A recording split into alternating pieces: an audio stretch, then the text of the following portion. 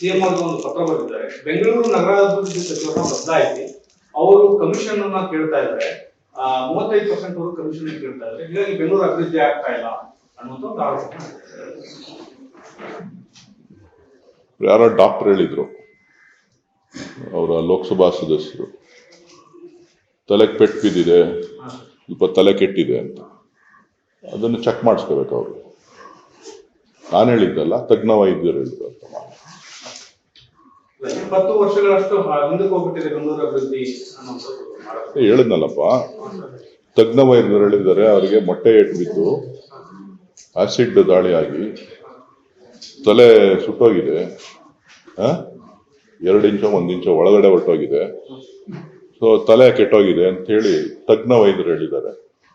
ಅವರಿಂದ ಸಲಹೆ ಪಡ್ಕೊಂಡು ಆಸ್ಪತ್ರೆ ಚಿಕಿತ್ಸೆ ಪಡ್ಕೊಳ್ಳೋದು ಒಳ್ಳೇದು. ಬೆಂಗಳೂರು ಹೈದರಾಬಾದ್ ಕಡೆ ಹೋಗ್ಬಿಟ್ಟಿದೆ. ಮತ್ತೆ ಈ ಆರೋಪ ಮಾಡಿದ ಮೇಲೆ ಮತ್ತೆ ನನ್ನ ಮೇಲೆ ಕೇಸ್ ಹಾಕುವಂತ ಕೆಲಸಗಳಾಗಬಹುದು ಅನ್ನೋದು ಆರೋಪ.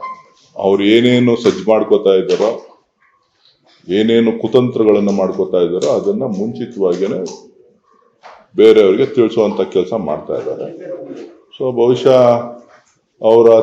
ಅವರ ನಡೆದು ಬಂದ ದಾರಿ ಬಹುಶಃ ಮೊದಲಿಂದನೂ ಕೂಡ ಯಾವ ಸ್ಟೇಷನ್ಗಳಲ್ಲಿ ಕೇಸು ಮತ್ತೊಂದು ಮುಗಿದೊಂದು ಯಾರ್ಯಾರು ತೊಂದರೆ ಕೊಟ್ಟಿದ್ದಾರೆ, ಇದು ಮುಂದುವರಿಬಹುದು ಅಂತ ಕಾಣಿಸ್ತದೆ. ಅದಕ್ಕೆ ಅವರು ಮುಂಚಿತವಾಗಿ ರಕ್ಷಣೆ ಮಾಡ್ಕೊಳ್ಳೋಕೆ, ಸೆಲ್ಫ್ ಡಿಫೆಕ್ಷನ್ ಪ್ರೊಟೆಕ್ಷನ್ ಮಾಡ್ಕೊಳ್ಳೋದಕ್ಕೆ ಕೆಲವು ಆರೋಪಗಳನ್ನ ಮಾಡ್ತಾ ಇರ್ಬೋದು.